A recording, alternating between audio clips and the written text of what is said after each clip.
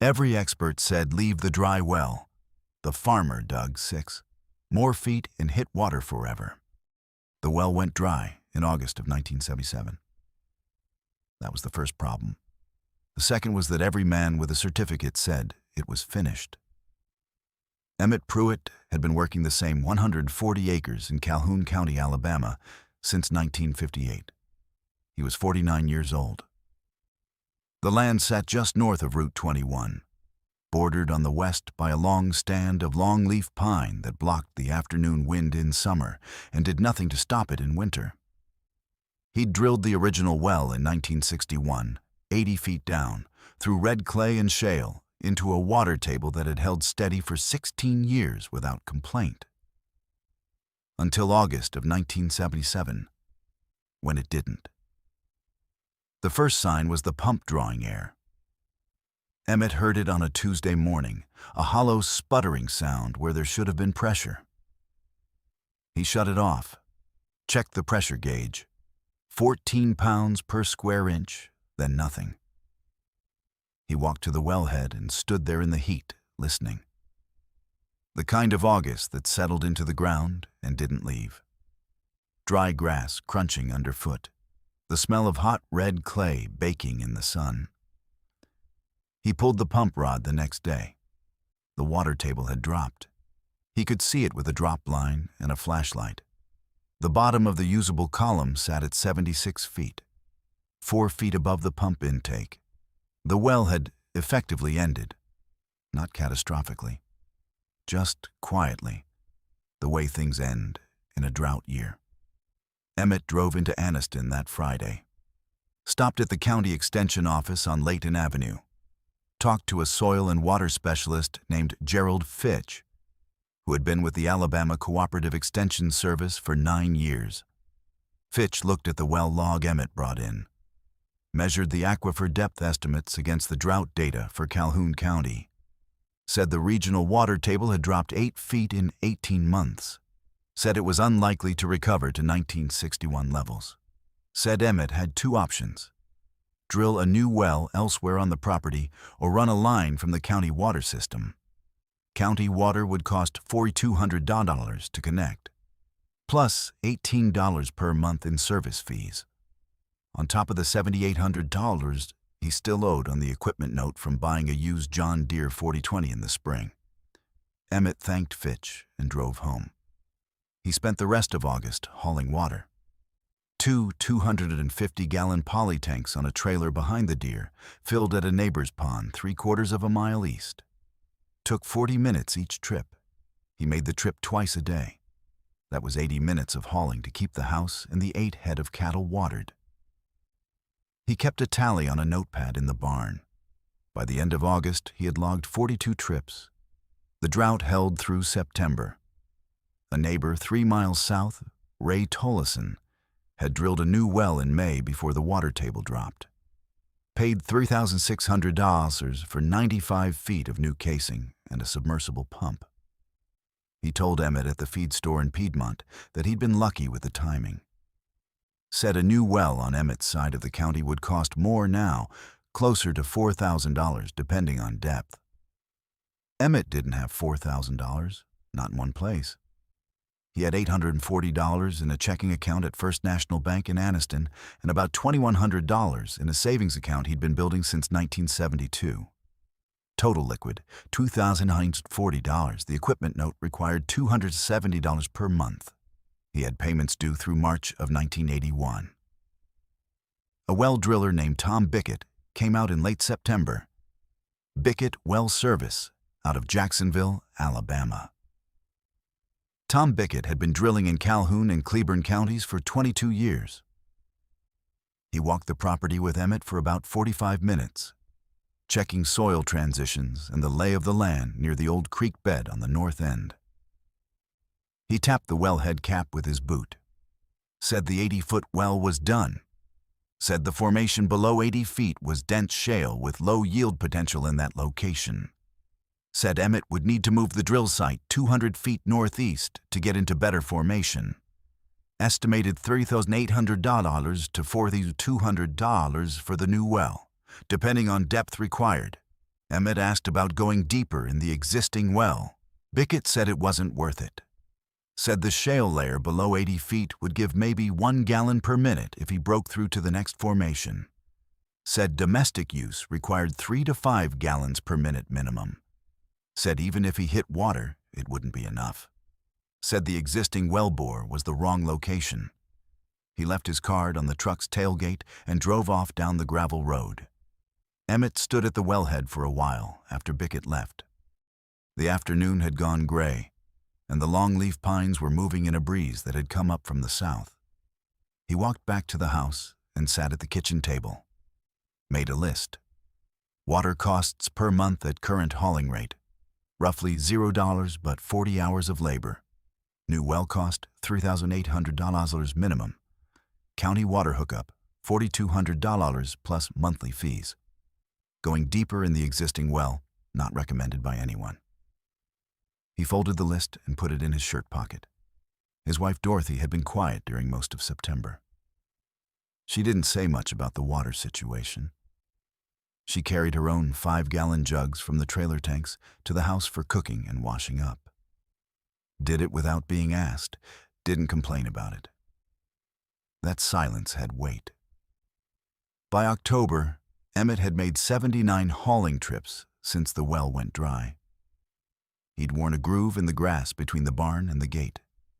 The tires on the trailer were showing wear on the inner edge from the constant loaded turns. He priced the trailer tires in Anniston. $48 each, 2 needed. Another $96 quietly adding to the problem. He started reading, not about farming, about water. He drove to the Anniston Public Library on Gurney Avenue and checked out 2 books.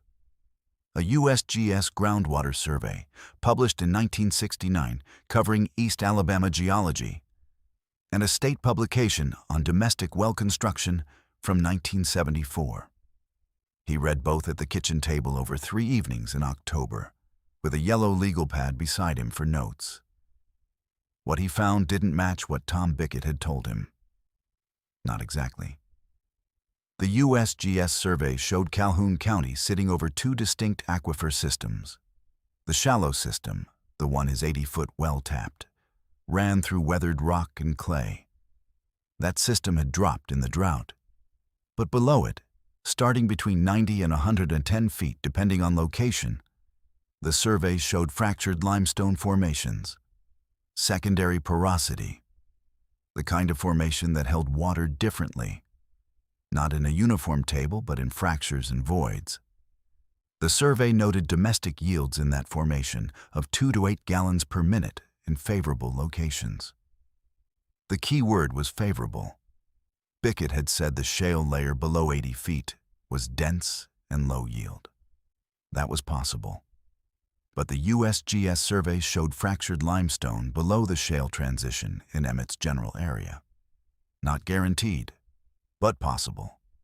The survey's contour maps put his property's north end, near the old creek bed, directly over a zone marked as potentially productive. Emmett measured the distance from the house to the old creek bed on the north end. 340 feet. The existing wellhead was 210 feet from the house. The northeast location Bickett had recommended, 200 feet from the existing well, put a new drill site roughly 250 feet from the house. Closer to the creek geology. He drove to the county courthouse the following Monday, asked to see the property survey records and any historical well logs filed for the surrounding parcels. The county kept records going back to 1941. He spent 2 hours going through them. He found 14 well logs for properties within a mile of his farm. 3 of those wells had been drilled below 100 feet. 2 of them, both on the east side of the old creek drainage, had hit productive water between 86 and 94 feet. Those 2 wells were both northeast of his property line. He went back to the well. Not with Bickett. Not with a new driller.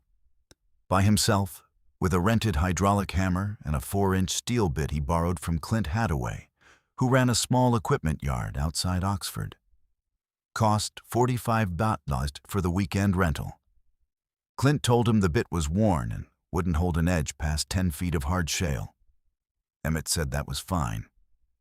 He started on a Saturday morning in November, the first cold weekend of the season. Ground temperature in the low 40s. The sky flat and gray. He had removed the old pump assembly and casing cap the week before.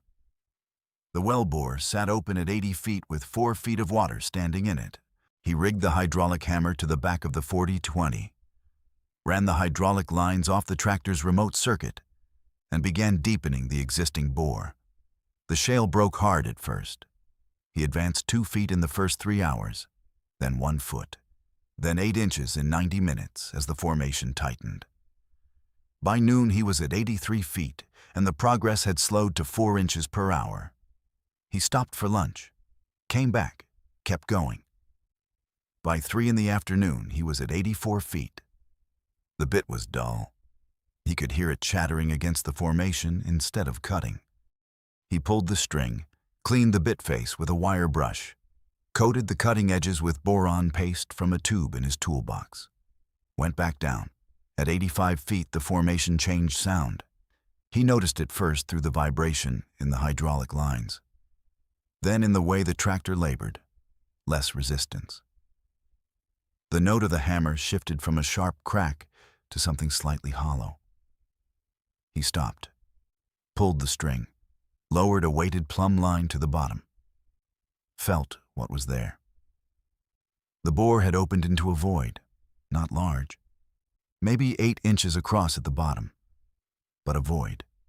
Fractured limestone. He kept going. At 86 feet he hit water. Not a trickle. A column that began rising in the bore faster than he could pull equipment. He pulled the string, dropped a small bucket on a cord, pulled it up full in 45 seconds. He did it 6 times.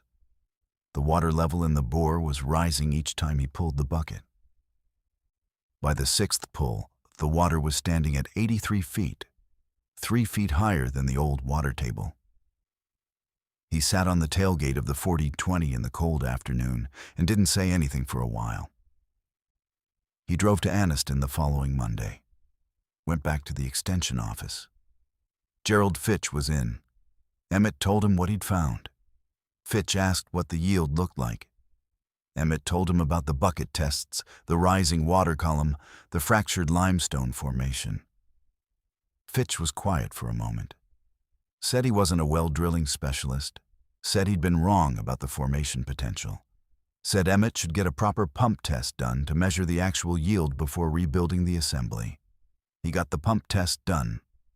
Hired a testing company out of Gadsden, Ira Phelps Pump Testing, $85 for a half-day evaluation.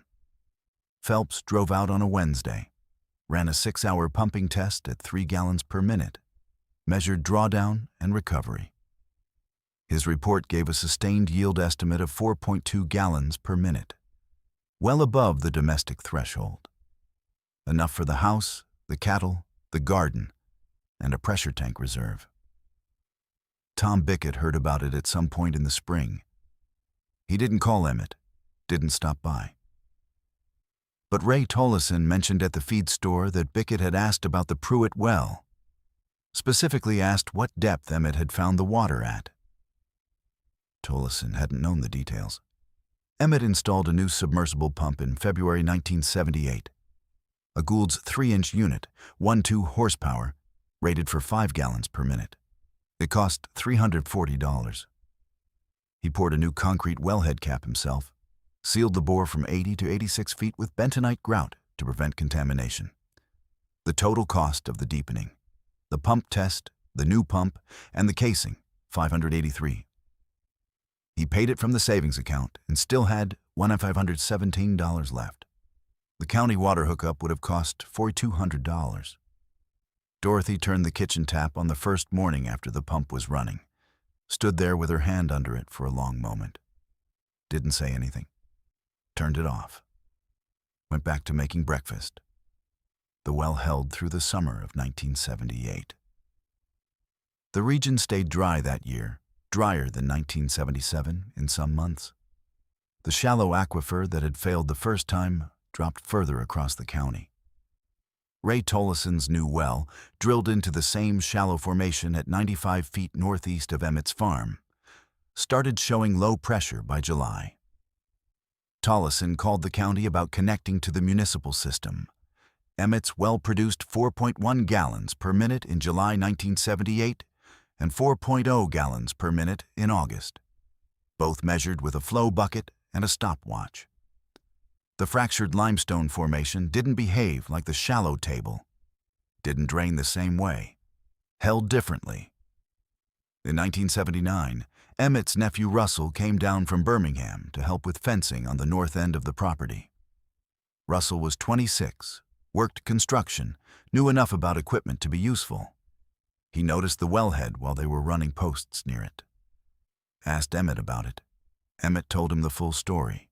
The drought, the dry well, the 2 surveyors who said leave it, the USGS maps at the library, the weekend with the rented bit, the 6 feet. Russell listened, asked why no one had just drilled deeper in the first place. Emmett said he didn't know. Said maybe it wasn't protocol. Said maybe the drillers had seen too many failed attempts at extending exhausted wells. Said the standard advice was to relocate. Said the standard advice had been wrong on his property. The following spring, a farmer named Carl Pendley, who ran cattle on 80 acres about a mile east on the other side of the creek drainage, had his well fail during a dry April. Pendley called Emmett, had heard the story through fence line talk, asked if Emmett would walk the property with him and look at the survey maps. Emmett drove over on a Saturday morning.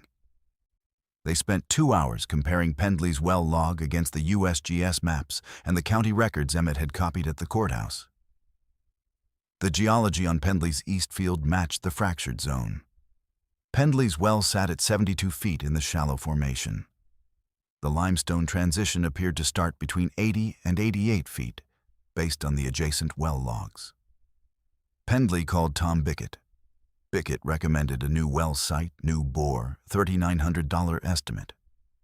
Pendley thanked him and called a different driller, a man named Luther Stamps out of Talladega, who had done some work in the area. Stamps was willing to try deepening the existing bore. Said he'd done it twice before with mixed results. Said it was worth attempting if the geology suggested a lower formation. Stamps deepened Pendley's well 14 feet over 2 days.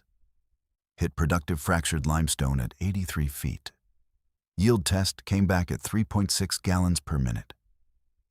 Pendley paid $480 for the deepening and test versus $3,900 for a new well. He called Emmett from the farmhouse phone to tell him. Emmett said he was glad it worked.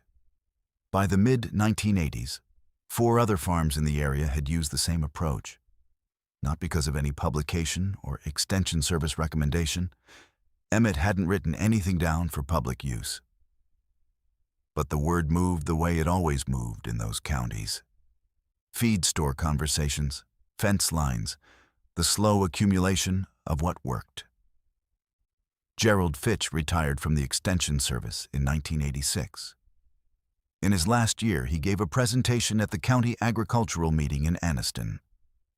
He mentioned the Pruitt well in passing, not as a case study, just as an example of how local geology didn't always match regional assumptions. Said a farmer had figured out something about the fractured limestone formation in the northern end of the county that the formal surveys had underweighted. Said it was worth noting. He didn't use Emmett's name, didn't need to. Most of the men in the room already knew the story. Emmett ran the same well from 1978 until he sold the farm in 1999. 21 years. The pump was replaced once, in 1991, after 13 years of service. A new Gould's unit, same model, $410. He installed it in a day. The well itself never required additional deepening. The fractured limestone formation held at 4.1 gallons per minute through dry years and wet years without significant variation. He kept a log, not formal. A spiral notebook in the barn drawer where he kept the tractor records. Dated entries twice a year, measuring the flow with the same bucket and stopwatch method. The numbers were consistent. He'd note the weather conditions, any drought readings from the county, the pump operation hours.